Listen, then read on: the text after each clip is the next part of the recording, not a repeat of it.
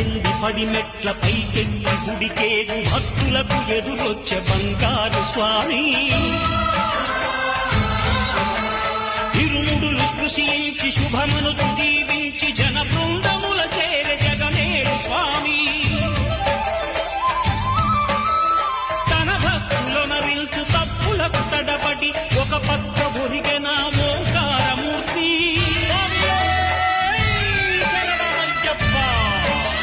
స్వాములందరూ తనకు సాయము కాగా ధీమంతుడై లేచె ఆ కన్య స్వామి పట్టబంధము వీడి భక్తతతికై